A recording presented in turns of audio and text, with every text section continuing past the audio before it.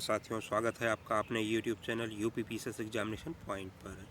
यह अर्थव्यवस्था सीरीज का 9वां वीडियो है, जिसके अंतर्गत हम गरीबी और बेरोजगारी टॉपिक पर चर्चा करेंगे। तो इसमें हम देखेंगे गरीबी क्या है, गरीबी की गणना कैसे की जाती है, और जो रंगराजन समिति है या तेंदुलकर समिति है जिसके आधार पर जो गरीबी की गणना की गई थी, उस पर क्या आंकड़े हैं हमारे पास और इसको कैसे दूर किया जा सकता है, क्या सरकार इसके लिए कौन कौन से कार्यक्रम चला रही है। इसके साथ साथ बेरोजगारी क्या है, बेरोजगारी के प्रकार क्या हैं और कैसे भारत के लिए कैसे ये हार्मफुल है, क्या और क्या क्या उपाय इसको दूर करने के लिए गवर्नमेंट कर रही है। तो ये सब हम इस लेक्चर के अंतर्गत देखेंगे।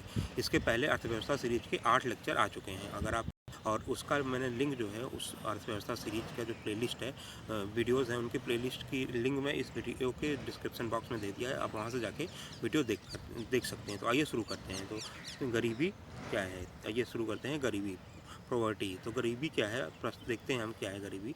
गरीबी वह सामाजिक आर्थिक स्थिति है। देखिए क्या है, एक सामाजिक आर्थिक स्थिति है जिसमें कोई व्यक्ति अपनी मूलभूत आवश्यकताओं को पूरा नहीं कर पाता है। अब सभी व्यक्ति की रोटी कपड़ा मकान जो उसकी मूलभूत आवश्यकता होती है, उसको अगर व्यक्ति पूरा नहीं कर पा रहा है तो ये क्या कहलाएगा, गरीबी के अंतर्गत आ जाएगा। गरीबी क्या है, एक सामाजिक आर्थिक स्थिति है। तो संबंधित व्यक्ति की आय या खर्च इतने कम होते हैं कि मूलभूत आवश्यकताओं को पूरा नहीं कर पाता है। कहना क्या चाह रहे हैं कि जो हमारी रोटी कपड़ा मकान हमारी मूलभूत आवश्यकताएं होती है, अगर किसी व्यक्ति की जो खर्च है वो जो है खर्च या आय बहुत इतना कम है कि वो अपनी मूलभूत आवश्यकताओं को पूरा नहीं कर पा रहा है, तो गरीबी के अंतर्गत आएगा।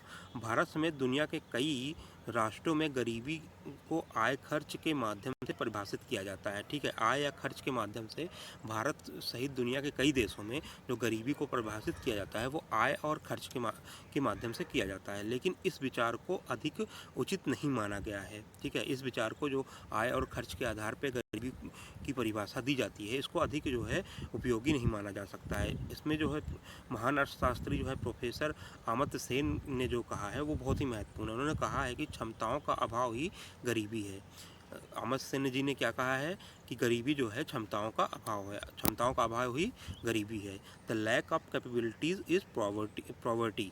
ठीक है, अब जब आप इसकी डिफिनीशन लिख देंगे, इनको भी कोट कर देंगे, तो आपका नंबर कटेगा नहीं। ठीक है, अब देखते हैं इनकी गरीबी की इस संकल्पना में वास्तविक गरीबी रियल पॉवर्टी के नाम से संबोधित किया जाता है। इस अवधारणा के अंतर्गत इनका मानना है कि गरीबी निवारण में आय की महत्वपूर्ण भूमिका हो जाती है, लेकिन केवल आय से गरीबी दूर नहीं हो सकती है। गरीबी दूर करने के लिए लोगों की क्षमताओं का विकास और विस्तार करना जरूरी है। ठीक है, यही कारण है कि उनके द्वारा शिक्षा और स्वास्थ्य पर जोर दिया जाता है। अब ये क्या कह रहे हैं, जो कह रहे हैं क्षमताओं का अभाव ही गरीबी है, तो ये बोल रहे हैं कि अगर आय सृजित करने के लिए उनको साधन दे भी दिया जाता है, लेकिन अगर उनके पास क्षमताएं नहीं है तो आय वो सृजित नहीं कर पाएंगे। तो इसलिए गवर्नमेंट को करना चाहिए कि शिक्षा और स्वास्थ्य के माध्यम से उनको इतना सक्षम बनाना चाहिए कि कुशल शिक्षा के माध्यम से आप कुशल बना सकते हैं। तो कुशल जो होंगे, कुशल जो श्रमिक होंगे या कुशल जो वो होगा व्यक्ति होगा, वो ज़्यादा उत्पादन करेगा, उससे कुछ ज़्यादा आय होगा। ठीक है, चलिए साथियों आगे देखते हैं। प्रोफेसर अमर्त्य सेन आगे कहते हैं कि अनुसार क्षमताओं का विकास में आय एक उपकरण है। वह क्षमताओं में बदल दी जाएगी तो यह कई बातों पर निर्भर करता है, जैसे कि लोग विवेकशील हो, समाज प्रगतिशील हो और प्राकृतिक विषम परिस्थितियां ना हो आदि। देखिए, अब अमर्त्य सेन आगे कहते हैं कि जो क्षमता विकास में जो है आय एक उपकरण है। ठीक है, आय के साथ साथ जो है कई और चीज़ें भी पर ये निर्भर करती है। जो क्षमताएं होती हैं उसमें कह रहे हैं कि जो लोग हैं वो विवेकशील होने चाहिए, उनके पास मस्तिष्क मतलब वो विवेकशील होने चाहिए, बुद्धिमान होने चाहिए। साथ ही कह रहे हैं कि समाज प्रगतिशील हो, समाज में जो है रूढ़िवादिता और जो परंपरा सोच न रख के वो वैज्ञानिक सोच की तरफ अग्रसर हों। ठीक है, प्रगतिशील हो और प्राकृतिक विषम परिस्थितियाँ कहने का अर्थ है कि वहाँ जो है प्राकृतिक संसाधनों का अभाव ना हो। ठीक है, तो इससे जो है अगर ये सारी चीज़ें मिल जाएगी तो क्षमताएं अपने आप ही क्षमताएं जो होगा उसका सदुपयोग करके आय को बढ़ा सकता है कोई भी व्यक्ति। ठीक है, इस संदर्भ में इनके द्वारा डीबीटी और कैश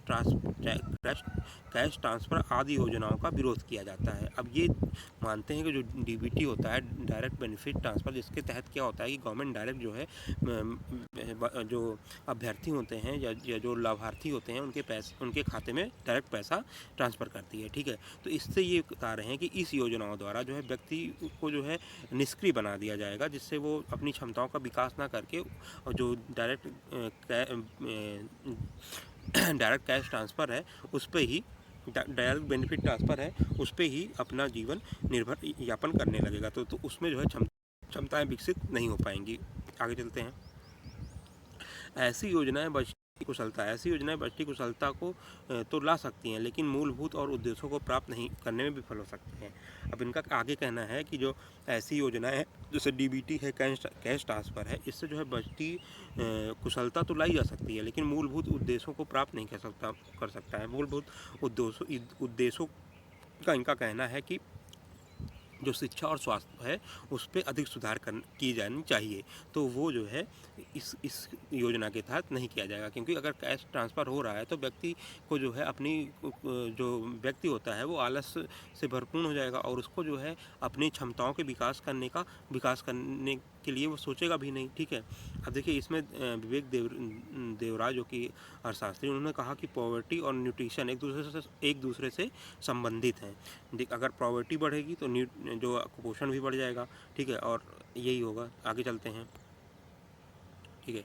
अब आगे देखते हैं। यूएनडीपी द्वारा भी इस विचार को महत्वपूर्ण माना गया कि वह माना जा रहा है गरीबी को, और 2010 में यूएनडीपी ने क्या किया कि मल्टी डायमेंशनल पॉवर्टी इंडेक्स का निर्माण किया, ठीक है। अब इसमें कई सारे जो है डायमेंशन के आधार पे ये पॉवर्टी का मतलब कि ये पॉवर्टी गरीबी की गणना करते हैं। इसमें कौन कौन से इनके जो आधार हैं वो शिक्षा, स्वास्थ्य हैं और जीवन स्तर से जुड़े 10 मानकों को लेकर लोगों की वंचनाओं की स्थिति को देखा जाता है और गरीबी का आकलन किया जाता है। लोगों की आय खर्च के आधार पर नहीं माना जाता है।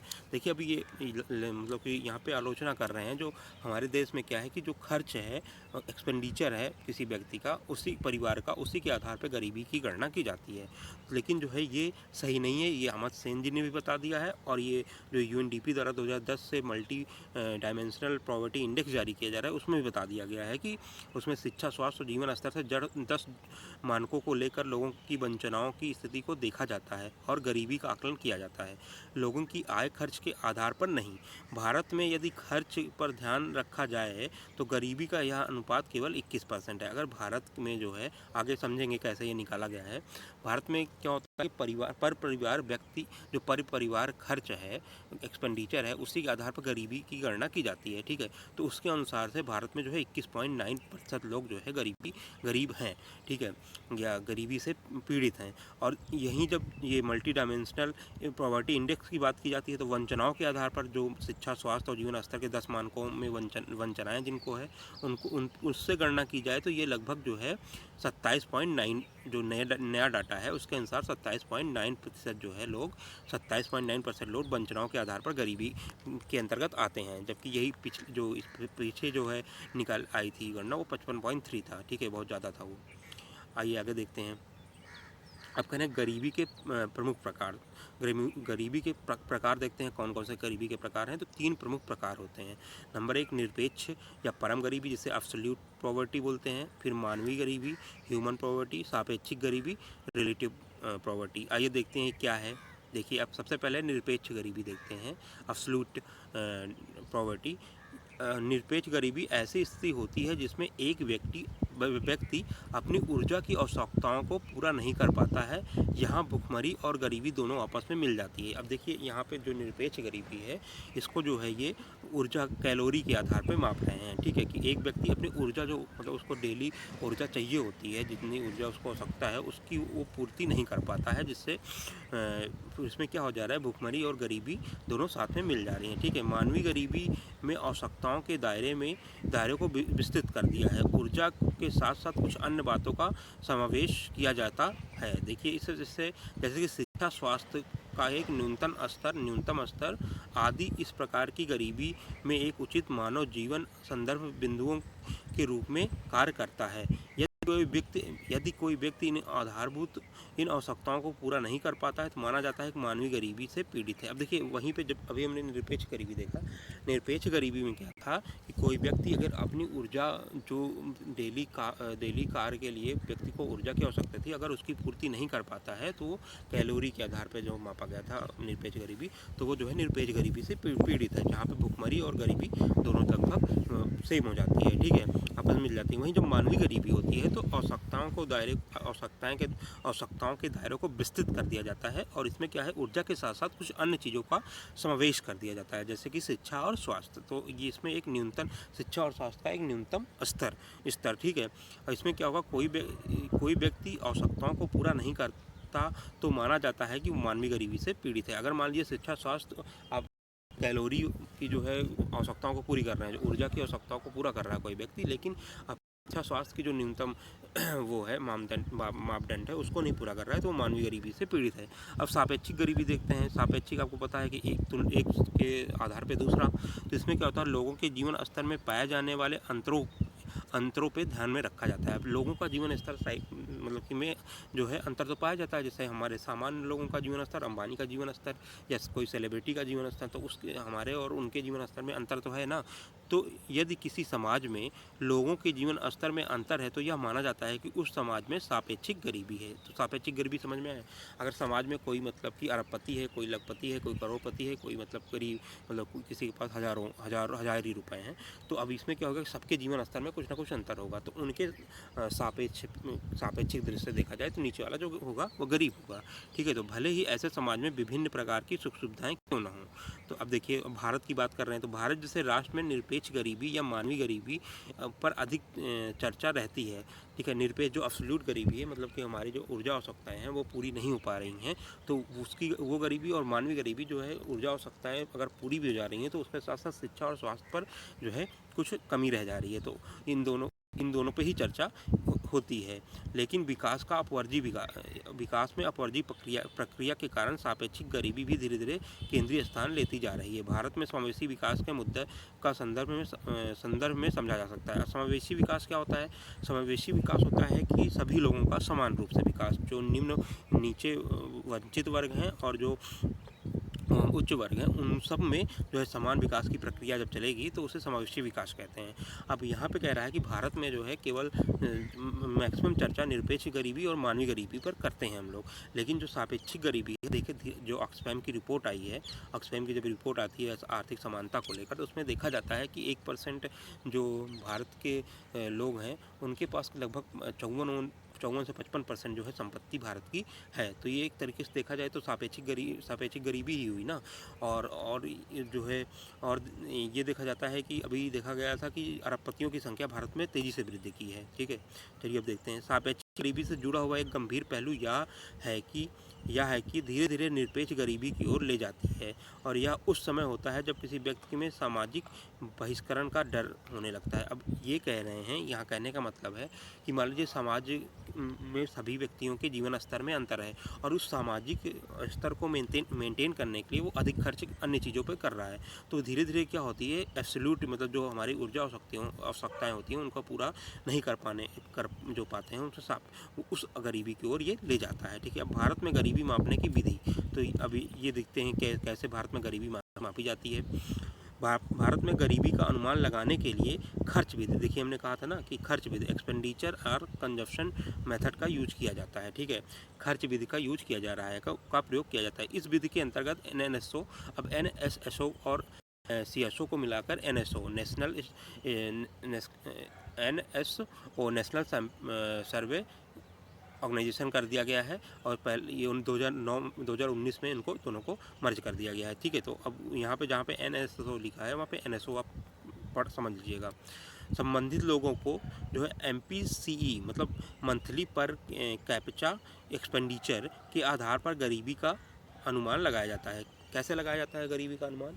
जो मंथली एक महीने में प्रत्येक जो व्यक्ति है उसके द्वारा जो है कितना खर्च किया गया, इस आधार पे जो है गरीबी का अनुमान लगाया जाता है, ठीक है। इस संदर्भ में उसके द्वारा निर्धारित किए गए निर्णायक मंथली पर कैपिटा एक्सपेंडिचर के आधार पर लगाया जाता है। यदि लोग जो मंथली पर कैप्चा इन एक्सपेंडिचर है उससे कम पाए जाते हैं तो अनुमान लगाया जाता है कि वो निर्धन है। देखिए कैसे लगाया जाता है, एक जो है गवर्नमेंट द्वारा मंथली पर कैप्चा एक्सपेंडिचर निर्धारित कर दिया जाता है, ठीक है, प्रत्येक व्यक्ति के लिए। अगर उनका जो है मंथली पर कैप्चा इन एक्सपेंडिचर जो गवर्नमेंट द्वारा निर्धारित किया गया है पर कैप्चा इनकम से कम पाया जाता है तो वो लोग निर्धन माने जाते हैं। चलिए आगे देखते हैं। उपर्युक्त प्रक्रिया के अंतर्गत अनुमानित निर्धनों की संख्या को प्रतिदश जनसंख्या के अनुपात के रूप में अभिव्यक्त किया जाता है, ठीक है। इस अनुपात को हेड काउंट रेशियो की गणना के अनुपात में कहा जाता है। अब जो भी अनुमानित निर्धन की संख्या होगी वो जो प्रतिदश जनसंख्या के अनुपात के रूप में अभिव्यक्त किया जाता है, ठीक है। उसमें अनुपात निकाला जाता है और फिर कहा जाता है, टोटल जनसंख्या से भाग देकर अनुपात निकाला जाता है, फिर कहा जाता है कि जो हेड काउंट रेशियो की गणना इससे हो पाती है। तो भारत में एनएसओ द्वारा 3 प्रकार के हेड काउंट रेशियो निकाले जाते हैं, ठीक है। अब देखिए जो भारत में एनएसओ द्वारा जो है गरीबी की जो गणना की जाती है वो जो है हेड काउंट रेशियो के आधार पर वो 3 तरह से की जाती है। ग्रामीण की अलग की जाती है, शहरी की अलग की जाती है, अखिल भारतीय की अलग की जाती है। चलिए आइए देखते हैं आगे। अब देखिए आगे क्या कह रहे हैं कि भारत में गरीबी का आकलन करने के लिए वर्तमान विधि की विभिन्न आधारों पर आलोचना की जाती है। जो ये पर कैप्चा एक्सपेंडिचर है, ठीक है, पर व्यक्ति नहीं सॉरी जो ये MPCE है, देखा इसमें क्या है, मंथली पर कैप्चा एक्सपेंडिचर है, इसकी जो है विभिन्न आधार पे आलोचना की जाती है। अब क्या कैसे की जाती है, क्यों की जाती है, आइए देखते हैं। ये कहा जाता है कि खर्च विधि अधिक उपयुक्त नहीं है, इस आधार पर आय विधि होनी चाहिए। देखिए अब कह रहे हैं कि खर्च विधि को जो है नहीं माना जा सकता है, मतलब अधिक उपयुक्त नहीं है, इसके आधार पर आय विधि को होना चाहिए। कई बार ऐसा हो सकता है कि लोग उधार लेकर खर्च करें, तो कई बार ऐसा भी हो सकता है कि लोग खर्च इसलिए कम करें कि उनके द्वारा बचत की गई हो। अब देखिए यहाँ कहा गया है जो भारत सरकार द्वारा किया गया है कि मंथली मंथली पर कैप्चा एक्सपेंडिचर के आधार पर जो है गरीबी का आकलन किया जाता है, ठीक है।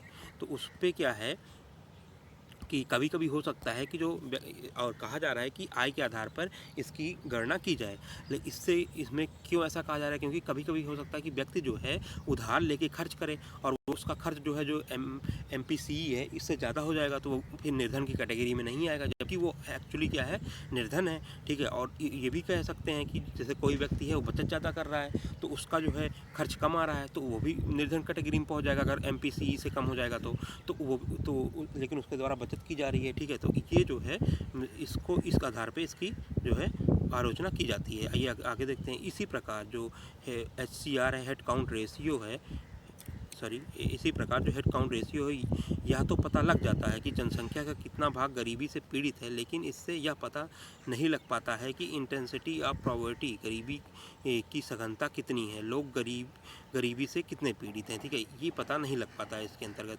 ठीक है। आगे बढ़ते हैं। फिर आगे कहा गया इसके अलावा यह भी कहा जाता है कि भारत का दृष्टिकोण मौद्रिक है, जबकि वंचना पर आधारित होना चाहिए। वंचना के आधार पर देखिए वर्ल्ड बैंक द्वारा जो है UNDP द्वारा जो है उसने जो है वंचना के आधार पर गरीबी का आकलन करता है, जबकि जो हमारे भारत का है ये मौद्रिक है, इसका जो है ये वंचनाओं पर आधारित नहीं है। अब देखिए आगे बढ़ते हैं। भारत में गरीबी मापन की तेंदुलकर विधि, भारत में गरीबी मापन की तेंदुलकर विधि में कह रहा है कि अब देखिए ये जो है इस विधि के आधार पे गरीबी का आकलन किया जाता है, ठीक है।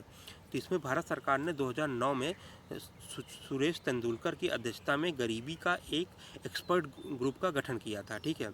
इसके आधार पर भारत में गरीबी मापने की विधि में निम्न बदलावों का सुझाव दिया गया था। अब इसने जो है 2009 में सुरेश तेंदुलकर की अध्यक्षता में गरीबी के लिए एक्सपर्ट ग्रुप दिया था, उसने कुछ बदलावों की सिफारिश की थी। ये देखते हैं वो क्या है। इसमें कह रहा है कि ऊर्जा के साथ साथ इस एक्सपर्ट ग्रुप ने कहा कि ऊर्जा के साथ साथ शिक्षा और स्वास्थ्य को भी गरीबी के मानदंड में प्रयुक्त किया जाना चाहिए, ठीक है। और इस संदर्भ में जुड़े न्यूनतम खर्च को जो है ऊर्जा के खर्च से जोड़कर गरीबी रेखा के ऊपर की ओर खिसका देना चाहिए। ठीक है, अब इसमें इन्होंने कहा कि जो गरीबी का मानदंड है अभी केवल वो ऊर्जा के आधार पर, मतलब जो प्रति व्यक्ति कैलोरी है उसके आधार पर गणना की जाती है, लेकिन इसके साथ साथ शिक्षा और स्वास्थ्य को भी इसमें शामिल कर लेना चाहिए। साथ ही उन्होंने इसमें न्यूनतम खर्च को ऊर्जा के खर्च से जोड़कर गरीबी रेखा को ऊपर की ओर ले जाने की बात कही है। दूसरी सिफारिश उन्होंने क्या की है कि ग्रामीण और शहरी क्षेत्रों में पॉवर्टी लेबर बास्केट एक समान होना चाहिए। अभी क्या है कि ग्रामीण क्षेत्रों के लिए अलग है MPCR और शहरी क्षेत्रों के लिए अलग है CE, ठीक है, मंथली पर कैप्चा इन एक्सपेंडिचर। तो दूसरे शब्दों में ये कह रहे हैं, अगर दूसरे शब्दों में देखा जाए, एक मिनट, हाँ, दूसरे शब्दों में कह रहे हैं कि ग्रामीण और शहरी क्षेत्र में एक समान वस्तुओं का प्रयोग होना चाहिए, क्योंकि इन्हें खरीदने के लिए मुद्रा की आवश्यकता दोनों क्षेत्रों में समान होती है। ठीक है, फिर अगला तीसरी सिफारिश ये कर रहे हैं कि NSSO द्वारा गरीबी का अनुमान लगाते समय जो मिक्स रेफरेंस पीरियड की विधि का प्रयोग करना चाहिए। कौन सा विधि का प्रयोग करना चाहिए? मिक्स रेफरेंस पीरियड विधि का प्रयोग किया जाना चाहिए। इसके संदर्भ में इनके द्वारा खाद्य वस्तुओं के लिए 30 दिन का और शिक्षा और स्वास्थ्य के लिए 365 दिन के संदर्भ में अवधियों का प्रयोग किया जाना चाहिए। ठीक है, फिर आगे देखते हैं। आगे कहा गया कि भारत सरकार ने उपयुक्त सभी सुझावों को स्वीकार किया गया है, अतः वर्तमान में तेंदुलकर विधि को ध्यान में रखते हुए गरीबी का अनुमान लगाया जाता है। फिर अरविंद पनगरिया, जो कि कुछ दिन पहले जो है नीति आयोग के उपाध्यक्ष थे, उनकी अध्यक्षता में गरीबी के विषय में गठित समिति द्वारा कहा गया कि तेंदुलकर विधि उचित है और इसे जारी रखा जा सकता है। ठीक है, तेंदुलकर विधि उचित है, इसे जारी रखा जा सकता है।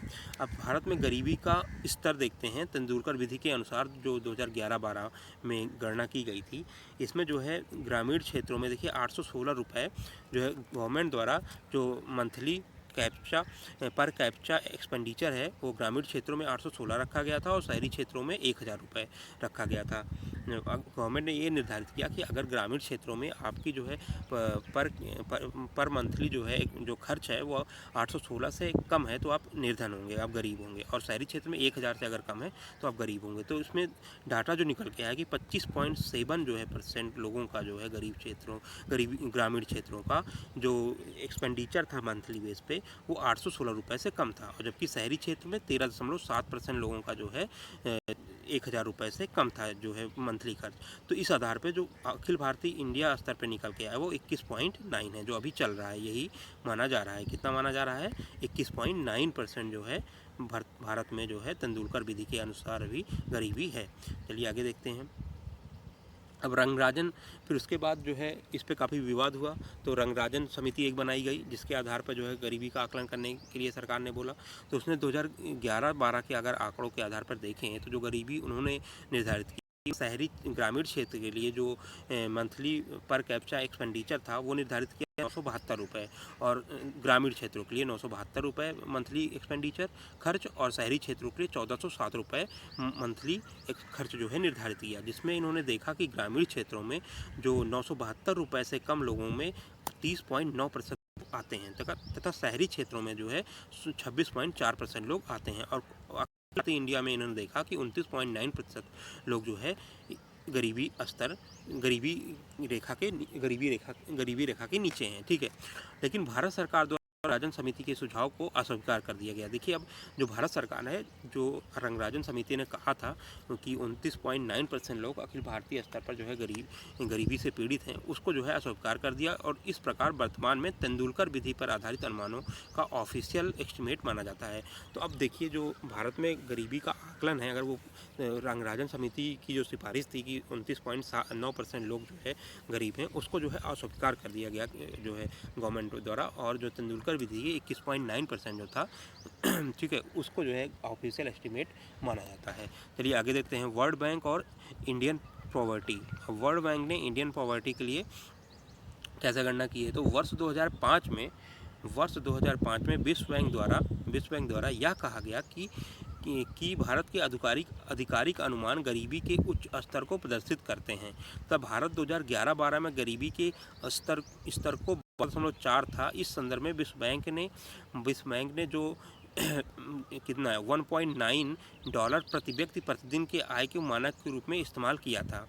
देखिए विश्व बैंक द्वारा जो है 1.90 प्रति व्यक्ति प्रतिदिन के आय के आधार के मानक बनाकर अगर इस्तेमाल किया था, तो भारत में 2011-12 में गरीबी का स्तर कितना आया था, जो है 12.4 आया था। वहीं रंगराजन समिति द्वारा जब जो है किया गया था आकलन, तो उसमें कितना आया था, 29.9। तेंदुलकर विधि पे जब निकाला गया था तो 21.9, ठीक है। और भारत सरकार कौन सी मान रही है, तेंदुलकर विधि 21.9। अब इसमें देखते हैं फिर जो एक बढ़ा हुआ मानक था। यह ध्यान योग्य है कि विश्व बैंक पहले $1.5 प्रति व्यक्ति प्रतिदिन के आय से एक्सट्रीम गरीबी का पता लगाने का इस्तेमाल करता था। बढ़े हुए मानक में भारत में गरीबी का स्तर कम हुआ है। देखिए पहले जो है विश्व बैंक $1.25 प्रति व्यक्ति प्रति माह के प्रतिदिन के आधार पर एक्सट्रीम गरीबी का पता लगाता था, लेकिन अभी विश्व बैंक ने क्या किया कि मानक को अपने बढ़ा दिया और $1.9 प्रति व्यक्ति प्रतिदिन कर दिया। तो जिसके आधार पर देखा गया कि भारत में 12.4% लोग गरीबी रेखा के नीचे हैं। चलिए आगे देखते हैं। उपर्युक्त के संदर्भ में एनएसओ की एक नई विधि जो है MMPR, जो कि मॉडिफाइड MRP पर आधारित आंकड़ों का प्रयोग किया गया है। इस विधि में खाद्य वस्तुओं के लिए 30 दिन के स्थान पर 7 दिन के संदर्भ में अवधि का प्रयोग किया जाता है। संदर्भ अवधि से छोटा हो जाने से लोगों द्वारा 10 से 12% ऊंचे खर्च रिपोर्ट किए जाते हैं। इस कारण गरीबी का अनुपात कम दिखाई देता है। अब देखिए, अब नई विधि अगर अपना ली जाती है MMPRP, तो इसमें क्या हो रहा है कि जो है पहले क्या होता था, खाद्य वस्तुओं के 30 दिन का जो वो होती थी कीमत होती थी, उस आधार पर जो है गणना की जाती थी। लेकिन इसमें क्या किया गया कि 7 दिन के आधार पर गणना की जाए। तो इसमें देखा गया कि जो है लोगों का खर्च आ जाएगा, लोगों का खर्च जो था वो ज़्यादा दिखाने लगेगा, ठीक है। आइए आगे देखते हैं। तो the concept of empowerment line, अब ये क्या है, देखिए इसमें क्या है, मैस्किले ग्लोबल इंस्टीट्यूट द्वारा 2013 में एम्पावरमेंट लाइन की अवधारणा दी गई है। किसके द्वारा, मैस्किसे ग्लोबल इंस्टीट्यूट द्वारा 2013 में एम्पावरमेंट लाइन की अवधारणा दी गई है। MGI, अब MGI जो है ये क्या है, देखते हैं। MGI द्वारा कहा गया है, जो मैकिन्से ग्लोबल इंस्टीट्यूट है, इसने कहा है कि भारत में ऑफिशियल पॉवर्टी लाइन केवल एक्सट्रीम पॉवर्टी को प्रदर्शित करती है। इनके अनुसार इनके स्थान पर एम्पावरमेंट लाइन का प्रयोग किया होना चाहिए। तो देखिए, फिर MGI के अनुसार एम्पावरमेंट लाइन के ऊपर रहने वाले किसी भी परिवार के लिए निम्नलिखित 8 प्रकार की आवश्यकताएं पूरी होनी चाहिए। अब इन सब का अलग अलग मतलब कि गणना करने की विधि है। तो उसके आधार पे इन्होंने जो MGI है, इन्होंने कहा कि भारत में जो है किसी परिवार के पास अगर 8 प्रकार की सुविधाएं होनी चाहिए, तो वो जो है एम्पावरमेंट लाइन के ऊपर होगा। तो उसमें कौन कौन सी है, भोजन की सुविधा होनी चाहिए, आवास की सुविधा होनी चाहिए, स्वच्छता होनी चाहिए, ठीक है, स्वच्छ पेयजल होना चाहिए, बिजली होना चाहिए, ठीक है, स्वास्थ्य में देखभाल होनी चाहिए, शिक्षा होनी चाहिए, सामाजिक सुरक्षा होनी चाहिए। अगर ये 8 जो है उसके पास 8 मानक वो पूरा कर रहा है, तो वो व्यक्ति जो है एम्पावरमेंट लाइन से ऊपर होगा, ठीक है। अब MGI के अनुसार एम्पावरमेंट के लिए जिन लोगों को 3 बातों का अनुभव होना चाहिए, क्या है, आर्थिक सुरक्षा, अवसरों की उपलब्धता और सम्मान, ठीक है। अब इसने कहा, MGI के अनुसार भारत में लगभग 56% गरीब जो है एम्पावरमेंट लाइन के नीचे है। अब इन्होंने जो है उसको विस्तार कर दिया। अब 8 प्रकार के जो है इन्होंने मानक रख लिए। तो इसके आधार पर जब इन्होंने देखा, तो भारत में जो है लगभग 56% परिवार जो है एम्पावरमेंट लाइन के नीचे थे। वहीं जब हम जो है तेंदुलकर विधि से, जो भारत सरकार हमारी मानती है, उसके अनुसार जो है 21.9 था। फिर जब रंगराजन विधि से आए, तो रंगराजन विधि से 29.9 हो गया। और जब फिर विश्व जो UNDP द्वारा बहुआयामी मतलब कि मल्टी डायमेंशनल पॉवर्टी इंडेक्स द्वारा जो देखा जाएगा, तो उसमें जो है 27.9 हो जाएगा। और अब देखिए, फिर उसके बाद जो विश्व बैंक ने डाटा दिया था जो है 1.9 डॉलर प्रतिदिन प्रति व्यक्ति के हिसाब से, तो लगभग 13% था। अब ये जो है MGI द्वारा जो 8 मानक के आधार पर देखा गया गरीबी, तो इसमें 56% परिवार जो है एम्पावरमेंट लाइन के नीचे पहुँच गए हैं, ठीक है।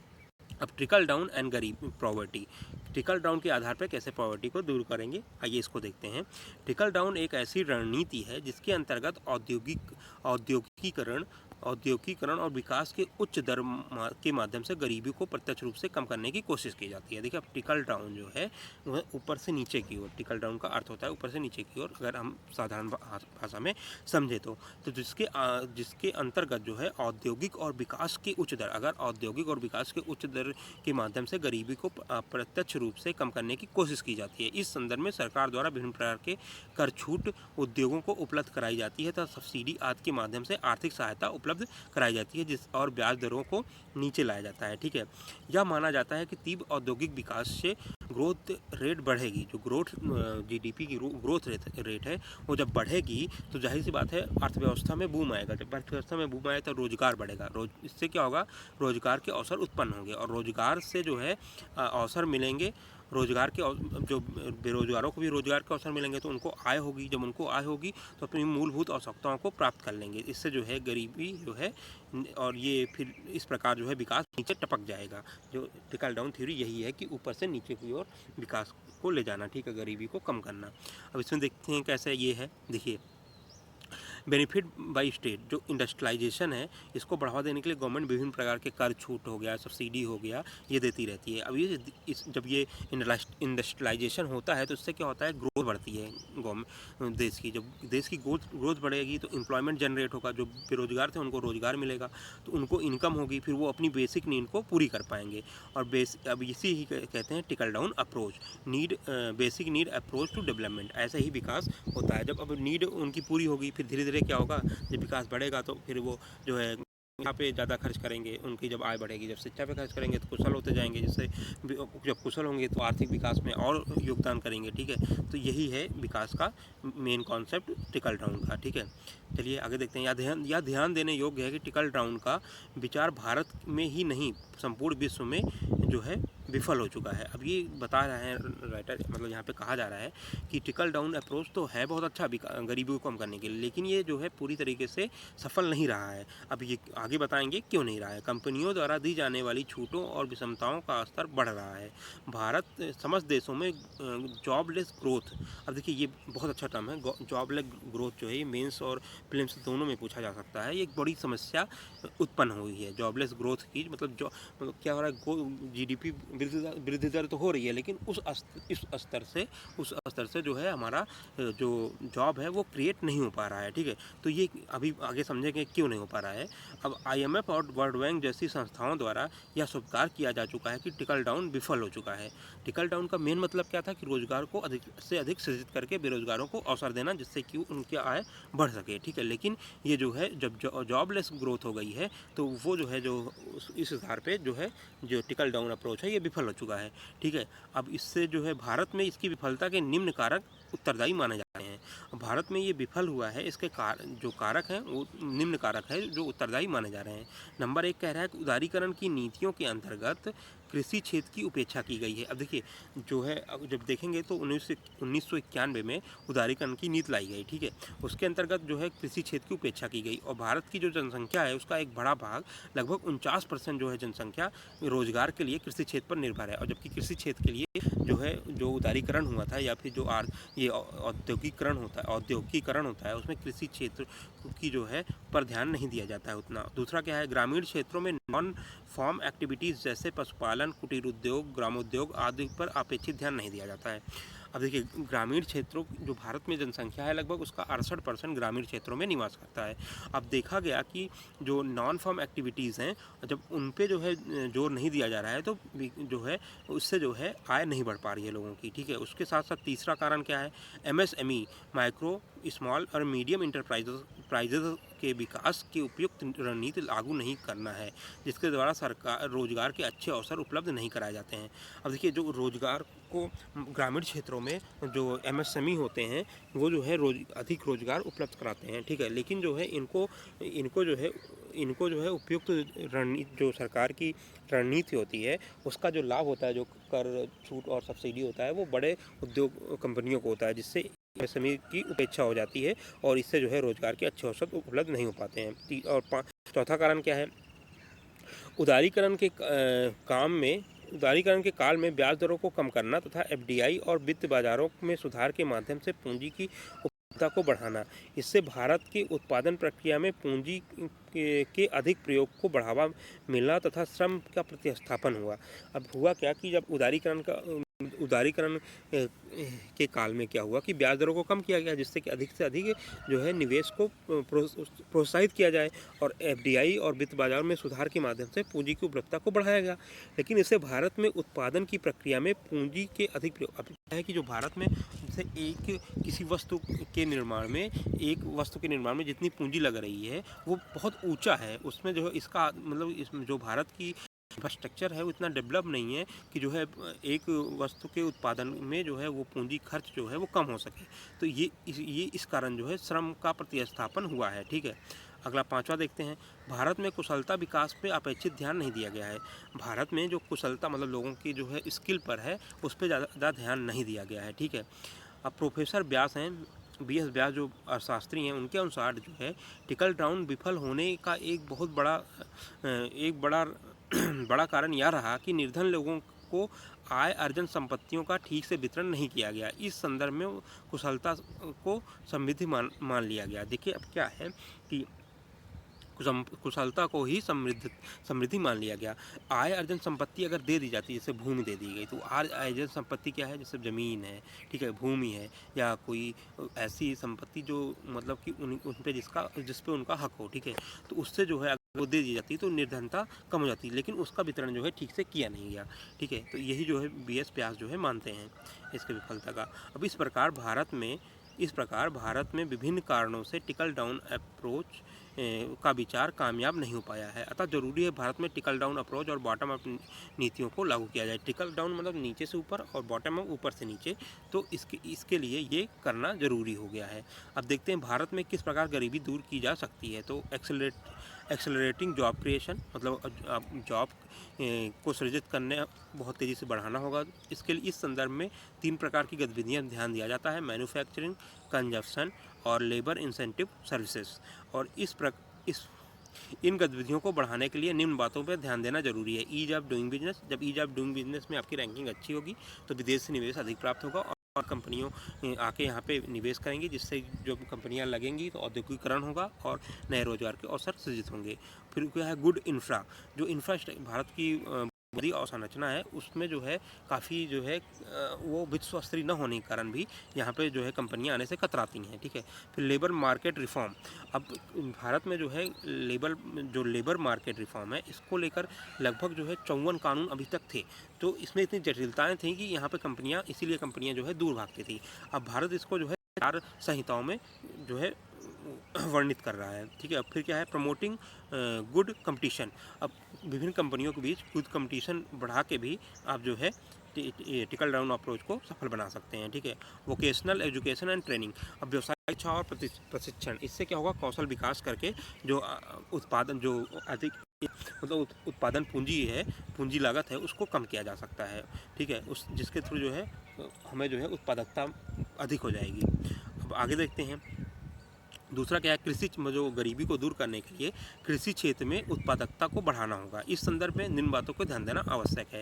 एक तो इंफ्रास्ट्रक्चर जो एग्रीकल्चर इंफ्रास्ट्रक्चर है बढ़ाना होगा, विशेष रूप से सिंचाई का। भारत का जो है 60% जो कृषि है वो मानसून पर ही निर्भर है। तो जिस बार मानसून गड़बड़ होता है कृषि खराब हो जाती है और आप देखते होंगे कि जो वो कीमत है, कभी प्याज की कीमत बहुत आसमान हो गई, कभी एकदम नीचे हो जाती है, लोग सड़क पे फेंक रहे हैं टमाटर और प्याज।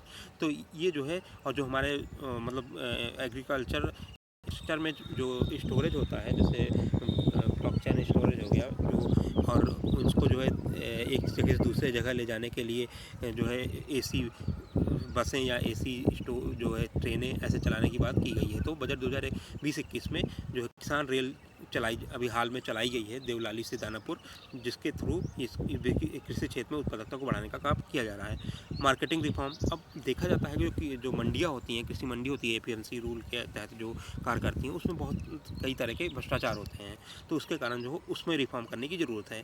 प्राइस सपोर्ट, कीमतों समर्थन का विवेकीकरण। अब जो न्यूनतम समर्थन मूल्य होता है वो 23 फसलों द्वारा जो है गवर्नमेंट जारी करती है। तो इसमें देखा गया है कि जिन फसलों में MSP ज़्यादा होता है, जैसे गेहूँ, चावल, गेहूँ, धान तो इनका जो है उत्पादन अधिक किया जा रहा है, ठीक है। तो उसमें जो है प्रोटीन युक्त खाद्य पदार्थों जैसे कि दाल उल को भी शामिल करना चाहिए, ठीक है। फिर आगे देखते हैं नई तकनीक को लागू करना। अब देखा गया है भारत में जो कृषि यांत्रिकरण है वो लगभग 45% ही है, तो इसको बढ़ावा देने की आवश्यकता है, जबकि अमेरिका में ये 95% है। तो और विस्तार सेवाओं को मजबूत करना, साथ साथ जो है विस्तार सेवाएं हैं गवर्नमेंट की, मतलब की सेवाएं हैं, सर्विसेज हैं, उनको भी मजबूत करना होगा। प्रयुक्त के अलावा भूमि सुधारों को ध्यान देना चाहिए, भूमि सुधारों पे ही ध्यान देना चाहिए गवर्नमेंट को, ठीक है। अब तीसरा देखते हैं क्या है। देखिए मूलभूत सेवाओं में सार्वजनिक खर्च को बढ़ावा देना, जो मूलभूत सेवाएं होती हैं उसमें सार्वजनिक खर्च को बढ़ावा दिया जाए। इस संदर्भ में पर्याप्त वित्तीय संसाधन जुटाने के लिए जीडीपी त्वरित गति से बढ़ाने की आवश्यकता है। इन्होंने कहा कि जीडीपी जब बढ़ेगा तो टैक्स कलेक्शन बढ़ेगा गवर्नमेंट का, जब, ठीक है। अब बता रहे हैं कैसे। तो टैक्स कलेक्शन जब बढ़ जाएगा तो पब्लिक एक्सपेंडिचर बढ़ेगा गवर्नमेंट का, और हेल्थ और एजुकेशन पे गवर्नमेंट ज़्यादा खर्च करेगी। तो मूलभूत सेवाएं मतलब हेल्थ और एजुकेशन पर अधिक बढ़ावा देने के लिए जो है गवर्नमेंट को क्या करना होगा कि जीडीपी की त्वरित गति करनी पड़ेगी, जिससे क्या होगा, उसको टैक्स कलेक्शन बढ़ेगा उसका, और वो पब्लिक जो है एक्सपेंडिचर अधिक करेगी, ठीक है। और मूलभूत सेवाओं का अधिक प्रभावी बनाना। अब एमजीआई के अनुसार भारत में मूलभूत सेवाओं पे 50% ही प्रभावी है, ठीक है। जो 8 प्रकार के आधार पे उन्होंने गणना की थी, उसमें इन्होंने देखा था कि जो है मूलभूत सेवाएं जो है 50% ही प्रभावी है। तो इसको जो है और अधिक प्रभावी बनाने के लिए निम्न बातों पर ध्यान दिया जाता है, 3 बातों पर। क्या है? सोशल और प्राइवेट सेक्टर पार्टिसिपेशन। हमें जो है सोशल और प्राइवेट सेक्टर में पार्टिसिपेशन को बढ़ाना होगा, ठीक है। साथ ही साथ technology and extreme line monitoring basic survey, ठीक है। और दूसरा कनेक्टिविटी पार्टिसिपेशन, ठीक है। अब देखिए आगे बढ़ते हैं। अब बहुआयामी निर्धनता सूचकांक, जो कि जो है मल्टी डायमेंशनल पॉवर्टी इंडेक्स, इसको जो है यूएनडीपी द्वारा और Oxford poverty human development institute द्वारा 2010 में शुरू किया गया था। इससे विकासशील राष्ट्रों में मानवीय गरीबी मापने वाले सूचकांक HPI के स्थान पर शुरू किया गया है। अब इसमें किया क्या गया है, जो MPI है मल्टी डायमेंशनल पॉवर्टी इंडेक्स, इसमें जो है सम्मिलित किए जाने वाले घटक तो निम्न प्रकार से प्रदर्शित किया जाता है।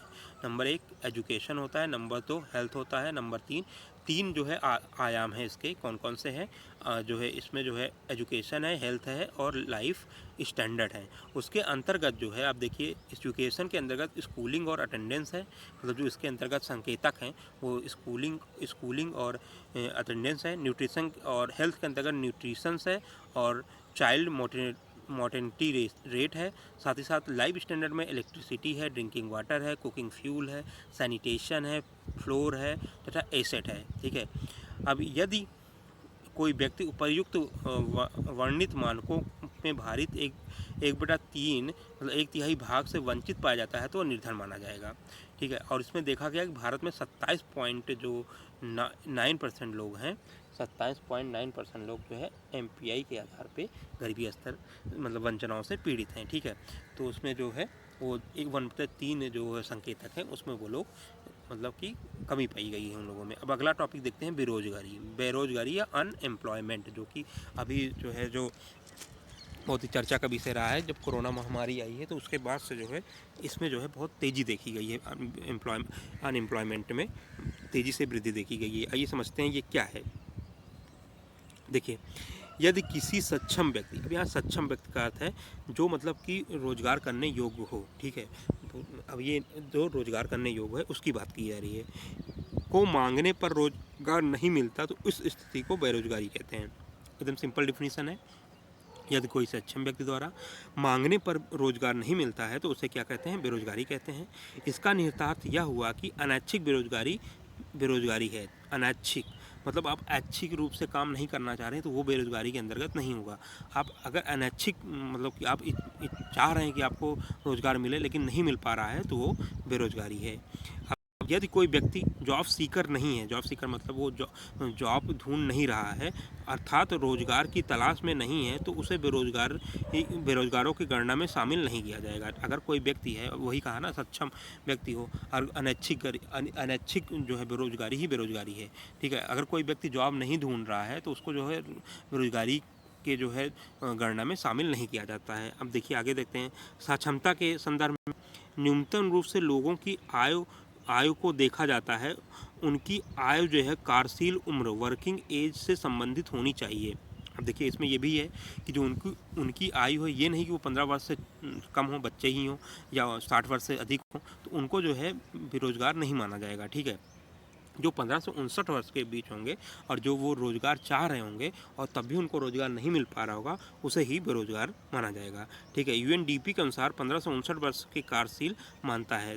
देखिए एनएसओ मतलब एनएसओ अंतर्राष्ट्रीय स्तर पर यूएनडीपी के आंकड़े को आधार मानते हुए 15 से 59 वर्ष के लोगों को कार्यशील मानता है, जबकि बेरोजगारी के अध्ययन में इस उम्र से संबंधित जॉब सीकर्स को ध्यान में रखा जाता है और सब लोगों को नहीं। अब जब बेरोजगारी का अध्ययन किया जाता है तो जॉब सीकर्स जो होते हैं, जो जॉब तलाश कर रहे हैं, नौकरी तलाश कर रहे हैं, उनमें जो है 15 से 59 वर्ष के बीच में जो लोग होते हैं, इन्हीं को जो है ध्यान में रखा जाता है, से इनके अलावा नहीं रखा जाता है। अब इसकी डिफिनीसन आप देखेंगे तो क्या हो जाएगा, यदि किसी सक्षम व्यक्ति कहने का मतलब कि 15 से 59 वर्ष का व्यक्ति मांगने पर रोजगार नहीं मिलता है तो इस स्थिति को बेरोजगारी कहा जाता है। ठीक है, अब आगे आइए देखते हैं।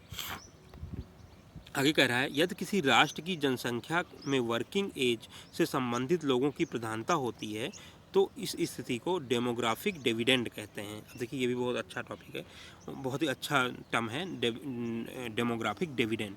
देखिए इसमें क्या है कि वर्किंग एज कितनी है, 15 से 59, और किसी देश की जनसंख्या में देखा गया कि जो 15 से 59 वर्ष के लोग हैं, इनकी जो है अधिकता है, जैसे भारत में अभी है।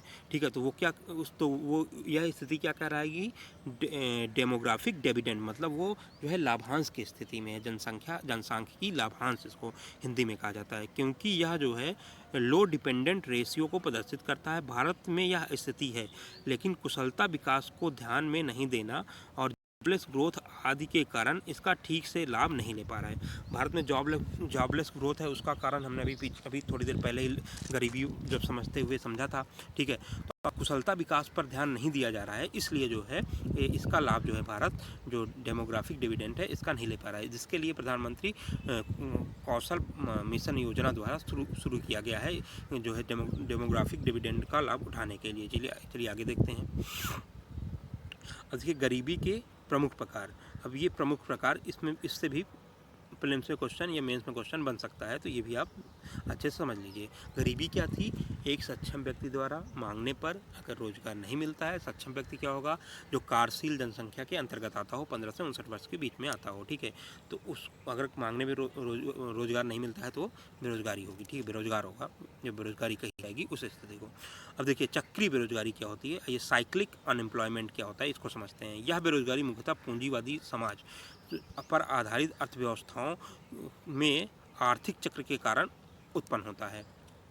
ठीक है, तो चक्र बेरोजगारी आपने जो है भारत से संबंधित ज़्यादा नहीं है। ठीक है, इसमें क्या है कि देखिए जो पूंजीवादी समाज बाजार हैं उसमें ये अधिक देखने को मिलता है। ठीक है, और आधारित अर्थव्यवस्थाओं पर आर्थिक चक्रों के कारण उत्पन्न होती है। अब समग्र मांग में कमी होना इसका मुख्य कारण है। जब समग्र मांग में कमी हो जाएगा तो ये जो है चक्रीय बेरोजगारी आ सकती है। देखिए इस बेरोजगारी को दूर करने के लिए इस बेरोजगारी को दूर करना अधिक चुनौतीपूर्ण नहीं होता है। मौद्रिक और राजकोषीय नीतियों को बेहतर समन्वय और मिश्रण से स्टिमुलस कहा जाता है, जिसे उसके माध्यम से दूर किया जाता है। अमेरिका में 2008 की जो महान मंदी थी उससे जुड़ी बेरोजगारी को नियंत्रित करना में कामयाब रहा था। अब देखिए चक्रीय बेरोजगारी क्या है कि जो पूंजीवादी समाज है, पूंजीवादी बाजार है, उससे संबंधित है। ठीक है, इसमें क्या होता है कि मांग में अचानक से कमी आ जाती है। जब मांग में कमी आ जाएगी तो जाहिर सी बात है जो उत्पादन कम होगा तो जो लोग हैं उनको रोजगार से निकालना शुरू करेंगे, तो बेरोजगारी होगी। ठीक है, और इसको दूर करने के लिए मांग को बढ़ाना होगा।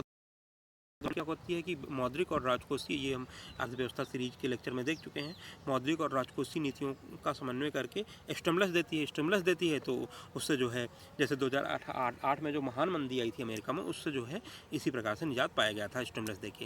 अब देखिए संरचनात्मक बेरोजगारी, इसको समझते हैं।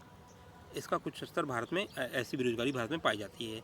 स्ट्रक्चरल अनएम्प्लॉयमेंट, इस बेरोजगारी के संबंध में मांग से नहीं होता, बल्कि इसका संबंध आपूर्ति पक्ष से होता है। ठीक है, देखिए जो चक्रीय बेरोजगारी थी उसमें मांग के आधार पे वो बेरोजगारी हो रही थी, मांग में कमी हो जा रही थी। अब इसमें क्या हो जा रहा है कि जो है ये आपूर्ति पक्ष से जुड़ा हुआ है। यहाँ आपूर्ति पक्ष के विभिन्न कमजोरियों के कारण उत्पन्न होता है। ये आपूर्ति पक्ष के विभिन्न कमजोरियों के कारण ये उत्पन्न होता है। इस संबंध में दो मुख्य कारण हैं। नंबर एक क्या है, संबंधित राष्ट्र में पूंजीगत वस्तुओं जो कैपिटल गुड्स होते हैं या अन्य पूरक संसाधनों की कमी हो या पर्याप्त औद्योगिकीकरण का अभाव हो। ठीक है, जो कैपिटल गुड्स हैं, जैसे कैपिटल गुड्स कहने का मतलब हो गया जिससे जो है पूंजीगत संपत्तियां जो है सृजित की जाती हों, जैसे स्कूल हो गया या जो है ये स्कूल होते हैं पूंजीगत जो है कैपिटल गुड्स होते हैं। ठीक है, अन्य पूरक संसाधनों की कमी हो जाती है और पर्याप्त औद्योगिकीकरण का अभाव हो जाता है, लोगों की कुशलता में भी कमी हो जाती है। ठीक है, तो आपूर्ति पक्ष अब क्या होगा कि उत्पादन अधिक करना है, अब लोग उतने कुशल नहीं होंगे तो उससे जो भी आपूर्ति पक्ष जो है नीचे जाएगी। ठीक है, लोगों में कुशलता की कमी, यह बेरोजगारी तुलनात्मक रूप से अधिक चुनौतीपूर्ण होती है। इसमें बचत, निवेश, पूंजी निर्माण, कुशलता विकास आदि को बढ़ावा देना वाली नीतियों को लागू करने से धीरे धीरे ये कम किया जा सकता है। चलिए आगे बढ़ते हैं। यहाँ ध्यान देने योग्य है कि जो भारत में बेरोजगारी है उसका मुख्य स्वरूप जो है संरचनात्मक है। हमने भी थोड़ी देर पहले ही बताया था कि भारत में जो है जो ये स्ट्रक्चरल प्रकार की बेरोजगारी है कि आपूर्ति पक्ष पे जो है आपूर्ति पक्ष के कारण ही भारत में अधिक बेरोजगारी उत्पन्न हो रही है। आपूर्ति पक्ष में आपने देखा होगा कि जैसे हमारे यहाँ इंफ्रास्ट्रक्चर मतलब विश्व स्तरीय नहीं है। ठीक है, और जो ठीक है इस आधार पे ये। अब तीसरी बेरोजगारी देखते हैं। तीसरा प्रकार क्या है बेरोजगारी का, प्रच्छन्न या छिपी बेरोजगारी, डिस्गॉइस्ड अनएम्प्लॉयमेंट। ये बहुत ही इंपॉर्टेंट है। ये यूपीएससी में डायरेक्ट एक बार प्रीलिम्स में पूछा जा चुका है, तो यूपीपीएससी में भी पूछा जा सकता है, तो इसे आप समझना है। आइए समझते हैं इसको क्या है। ऐसी स्थिति जिसमें लोग बिना किसी उत्पादन या सीमांत उत्पादन जिनका जीरो होता है, नकारात्मक उत्पादकता सीमांत दर नेगेटिव हो जाता है, उसमें कार्य में संलग्न हो। अब ये जो है मुख्य रूप से जो है छिपी बेरोजगारी है, ये देखी जाती है ग्रामीण क्षेत्रों में, कृषि क्षेत्र में, ग्रामीण प्रदेशों में कृषि क्षेत्र में देखी जाती है। मुख्य रूप से यह देखने को मिलता है कि इसके पीछे दो कारण हैं, एक जनसंख्या का दबाव, दूसरा वैकल्पिक रोजगार के अवसरों की कमी। अब देखिए क्या है कि जो ये छिपी बेरोजगारी है या जो है जो प्रच्छन्न बेरोजगारी है, इसमें क्या है कि मान लीजिए 10 व्यक्ति थे, वो काम जो है 10 व्यक्ति कर लेते थे और उतनी ही उत्पादकता होती थी। ठीक, उतना ही उत्पादन होता था, तो जो टोटल उत्पादन होगा 10 व्यक्तियों में बांटा जाएगा। ठीक है, और उसके साथ साथ 11वां व्यक्ति भी आ गया, तब भी उतना ही उत्पादन होगा उस भूमि पे, उससे अधिक होगा नहीं। तो जब 11वां व्यक्ति क्या कर रहा है कि उसमें कुछ योगदान तो कर नहीं रहा है, तो उसका जो सीमांत उत्पादन है वो तो जीरो ही है ना, सीमांत उत्पादन उसका जीरो है, क्योंकि जो 10 व्यक्ति थे वही कर ले रहे थे। जो है मान लीजिए किसी खेत में जो है काम था, तो 10 व्यक्ति द्वारा जो किया जा रहा था उसमें उतना ही उत्पादन हो रहा है जितना 11 व्यक्ति के द्वारा होता है। तो 11वां व्यक्ति जो है उसका जो है सीमांत उत्पादन जीरो हो जाएगा, तो वो उसी ही कहते हैं जो है क्या, प्रच्छन्न बेरोजगारी। तो ये कृषि क्षेत्र में होता है। इसके दो मेन कारण है कि 49% जनसंख्या लगभग कृषि क्षेत्र में संलग्न है और कृषि क्षेत्र में बहुत ज़्यादा दबाव है, और लेकिन उत्पादकता हमारी अधिक नहीं है। ठीक है, और दूसरा क्या है, वैकल्पिक रोजगार के अभाव है। अब देखिए आगे देखते हैं। नॉन फर्म एक्टिविटीज़ जैसे पशुपालन, कुटीर उद्योग आदि को बढ़ावा देकर इस बेरोजगारी के प्रभाव को कम किया जा सकता है। और रेंजर नस्के ने के अनुसार भारत में अधिक से अधिक उत्पादन सामाजिक परिसंपत्तियों पर कार्य कर रहे बेरोजगारी को गरीबी क्षेत्रों में पूंजी निर्माण में बदला जा सकता है। इनके संदर्भ में disguised unemployment as a saving potential अभिव्यक्ति का प्रयोग किया गया है। ठीक है, इस बेरोजगारी को भारत में ठीक से समाधान नहीं हो पा रहा है। इससे शहरों में अनौपचारिक क्षेत्र में निर्माण हो रहा है, जिससे खुली बेरोजगारी बढ़ रही है। अब इन्होंने कहा कि क्या हो रहा है, अब होता क्या है, जब मतलब ये छुपी बेरोजगारी या प्रच्छन्न बेरोजगारी जब बढ़ने लगती है, तो अब देखिए ग्रामीण क्षेत्र से जो है प्रवास होता है शहरी क्षेत्र में लोगों का, तो वहाँ पे क्या करते हैं वो जो मतलब कि निर्माण क्षेत्र में है उसमें लोग चले जाते हैं। ठीक है, तो उससे जो है खुली बेरोजगारी बढ़ती है। वो डेली बेसिस पे काम करते हैं, जिस दिन काम होगा काम करेंगे, नहीं होगा तो नहीं करेंगे।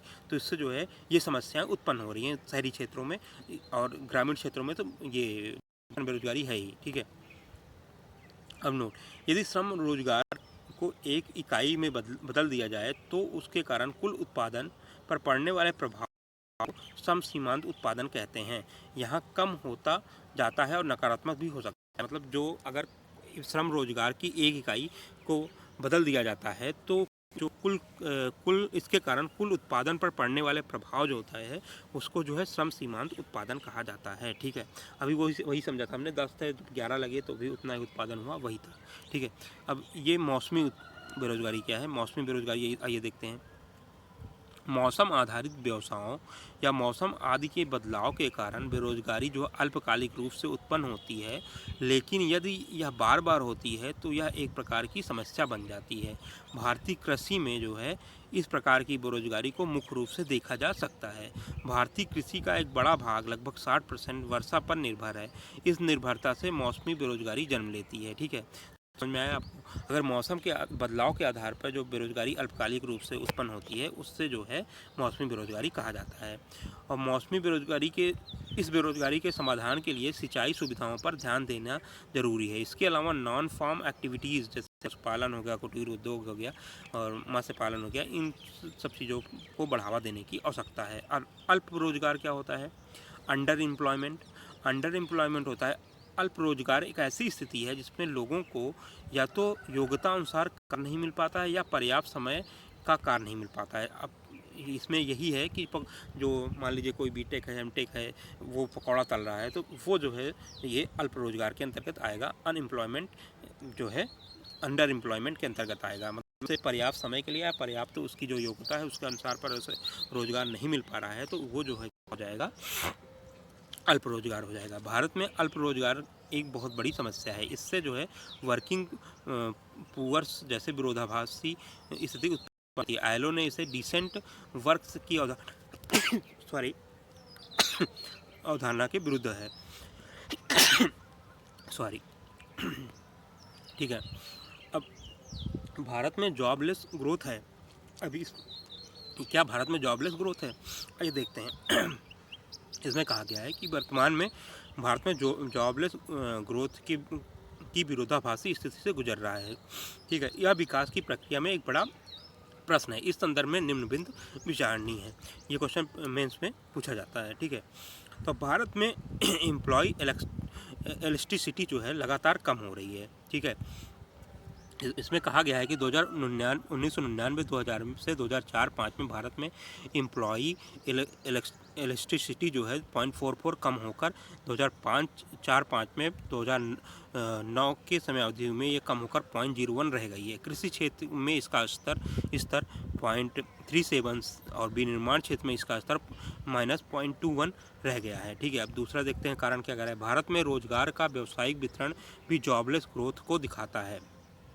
भारत में कार्यशील जनसंख्या का एक बड़ा भाग लगभग 49% कृषि पर निर्भर है। इसमें छिपी बेरोजगारी देखने को मिलती है। ठीक है, तीसरा कारण देखिए, तीसरा जो जॉबलेस ग्रोथ है, भारत में रोजगार की प्रवृत्ति भी जॉबलेस ग्रोथ को दिखाती है। ध्यान देने योग्य है कि भारत में स्वरोजगार का स्तर 52% है और तथा अस्थायी रोजगार का स्तर 30% है। दोनों मिलाकर रोजगार लगभग 82% अवसर दे रहे हैं। जनगणना 2011 के अनुसार भारत में 2001 की बेरोजगारी दर 6.8 थी, जब 2011 में बढ़कर 9.6 हो गई है। तो ये जाहिर सी बात है, जो वृद्धि दर है वो बढ़ रही है, तो जॉबलेस ग्रोथ को ये दिखा रहा है। निम्न आंकड़ों के आधार पर जॉबलेस ग्रोथ हम देख रहे हैं। बेरोजगारी पर आयोजित किए जाने वाले NSSO के 68वें चक्र में यह बताया गया कि जनवरी 2010 में जनवरी 2017 तक की से लेकर 2010 से जनवरी 2017 तक की समयावधि में बेरोजगारों की संख्या में 1 मिलियन बढ़ गया है। ठीक है, तो उपयुक्त तथ्यों के आधार पर यह कहा जा सकता है कि भारत में जॉबलेस ग्रोथ है और रोजगार का अवसर धीमी से बढ़ रहे हैं, जबकि श्रम बल अधिक तेजी से बढ़ रहा है। इसके कारण बेरोजगारी की संख्या बढ़ रही है। भारत में जनसंख्या भी तेज़ी से बढ़ रहा है, लेकिन रोजगार जो रोजगार बहुत धीरे से क्रिएट हो रहा है, धीरे धीरे क्रिएट हो रहा है। तो इस आधार पर जो है कहा गया है कि अब जो गणना की गई है 2010 से 2011 के बीच 68वें चक्र की NSSO की, उसमें देखा गया है कि लगभग 1 मिलियन लोग बेरोजगार 1 मिलियन लोग ज़्यादा बेरोजगार हुए हैं पिछले बार की तुलना में, ठीक है। अब भारत में जॉब ओरिएंटेड ग्रोथ कैसे लाई जा सकती है, ये भी हम इम्पॉर्टेंट है। हम किसी चीज़ की जब समस्या देखेंगे तो सोल्यूशन तो उसको देना ही पड़ेगा ना हमें, तभी वो अच्छे नंबर देगा एग्जामिनर हमें। अब देखिए, इस संदर्भ में 5 बातों पर जो है 5 प्रकार के मोटे नीतिगत उपायों पर ध्यान दिया जाना चाहिए। नंबर 1 क्या है? जीडीपी को त्वरित वृद्धि दर को सुनिश्चित किया जाना चाहिए। त्वरित वृद्धि दर को सुनिश्चित किया जाना चाहिए। साथ ही उन आर्थिक गतिविधियों की पहचान करना चाहिए जो रोजगार के पर्याप्त अवसरों को प्रदान कर सकें तथा उनके किए गए क्षेत्र में विशेष नीतियों को लागू करना होगा। साथ ही समाज के उन लोगों को मदद के लिए विशिष्ट प्रकार के लक्ष्य आधारित कार्यक्रम चलाना होगा जो ग्रोथ के समान प्रक्रिया से नहीं जुड़ पाते हैं। फिर आगे क्या कह रहे हैं कि व्यावसायिक शिक्षा और कुशलता विकास की उचित नीतियों का कार्यान्वयन करना होगा और इस बात को सुनिश्चित किया जाना चाहिए कि भारत में श्रम कानून और जो नियम श्रम है का अवशोषण को बढ़ावा ना दे, इसके लिए इसका बहिष्कार किया जाना चाहिए और श्रम कानूनों को जो है इम्पोर्टेंट कहा गया है कि इसमें सुधार किया जाना चाहिए, जिसके लिए हाल में गवर्नमेंट अभी जो 44 श्रम कानून थे उनको जो है सरलीकृत करके 4 श्रम संहिताओं में जो है बना रही है, ठीक है। इसी कारण से भारत में श्रम का भारत के श्रम से अनौपचारिकरण हो रहा है, जिससे भूमंडलीकरण उदारीकरण लागू होने के बाद जो है अधिक देखा गया। यह ध्यान देने योग्य प्रतियोगिता में बने रहने के लिए लागत को कम करना जरूरी है। भारत में नियमित रूप से रोजगार देना नियोक्ताओं की लागत को बढ़ाता है, तो ये इस प्रकार भारत में उपयुक्त रणनीतियों के माध्यम से रोजगार के पर्याप्त अवसर सृजित किए जा सकते हैं। आपको श्रम सुधार करना होगा, आपको जो है बुनियादी सुविधाओं का जो अभाव है विश्व स्तरीय बनाना होगा, ठीक है। ये सब सुधार लागू कर कृषि क्षेत्र पे अधिक ध्यान देना होगा और जो गैर कृषि गतिविधियाँ होती हैं उनको बढ़ावा देना होगा, ठीक है। आइए देखते हैं अब कुछ जो गवर्नमेंट के जो है स्टेप्स हैं जो गरीबी के साथ साथ बेरोजगारी को दूर करते हैं, कौन कौन से हैं। आर्थिक वित्त को ध्यान में रखकर सरकार द्वारा अनेक योजनाओं और कार्यक्रम की शुरुआत की गई है, जैसे रोजगार सृजन कार्यक्रम, आय समर्थन कार्यक्रम, रोजगार गारंटी और आवास योजना। इसके तहत जो है गरीबी और बेरोजगारी को दूर किया जा रहा है। सबसे पहले देखिए क्या है, प्रधानमंत्री जन धन योजना एक प्रकार का कार्यक्रम है जो यह योजना आर्थिक रूप से वंचित लोगों को विभिन्न प्रकार की वित्तीय सेवाएं जैसे बचत खाता, बीमा, आवश्यकता ऋण और पेंशन आदि की सुविधाएं प्रदान की जाती हैं। किसान विकास पत्र में क्या है, किसान 1000, 5000, 10,000 के मूल वर्ग के कर सकते हैं। इससे जो है जमाकर्ताओं का धन जो है 100 महीनों में दुगना हो जाता है। दीनदयाल उपाध्याय ग्राम ज्योति योजना, ठीक है। दीनदयाल उपाध्याय ग्राम ज्योति योजना ग्रामीण क्षेत्र में बिजली की निरंतरता आपूर्ति हेतु शुरू किया गया है। और अगला क्या है, महात्मा गांधी राष्ट्रीय ग्रामीण रोजगार अधिनियम मनरेगा के तहत देश भर के गाँव में लोगों को 100 दिन का काम की गारंटी दी गई है, ठीक है। आगे देखते हैं,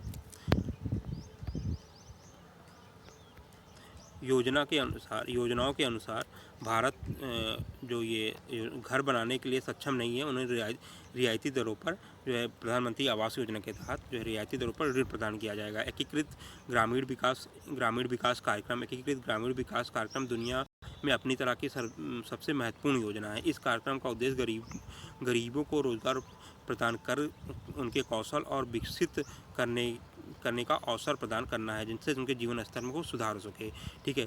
इसके साथ साथ जो है गरीबी उन्मूलन के लिए सरकार द्वारा कुछ अन्य योजनाएं भी शामिल की जाती हैं, जैसे राष्ट्रीय ग्रामीण रोजगार कार्यक्रम, राष्ट्रीय मातृत्व लाभ योजना, ग्रामीण श्रम रोजगार गारंटी योजना, राष्ट्रीय पारिवारिक लाभ योजना, शहरी गरीबी के लिए रोजगार कार्यक्रम। उपयुक्त सभी योजनाओं कार्यक्रमों से गरीबी कम करने में महत्वपूर्ण भूमिका निभाई है, ठीक है साथियों। इसी के साथ जो है ये वीडियो थोड़ा बड़ा हो गया है, लेकिन आपको गरीबी और बेरोजगारी संबंधित जो है सारे प्रोस्पेक्ट दृष्टिकोण मैंने यहाँ समझा दिए हैं, ठीक है साथियों। इसी के साथ अभी एक जो है बजट पे लेक्चर आना रह गया है और एक जो है आर्थिक जो अंतर्राष्ट्रीय संस्थाएं हैं उस पर आना रह गया है। और वीडियो आपको कैसा लगा जरूर बताइएगा, कमेंट करके मुझे बताइएगा और साथ साथ वीडियो को लाइक किए और चैनल को सब्सक्राइब किए बगैर मत जाइएगा। धन्यवाद।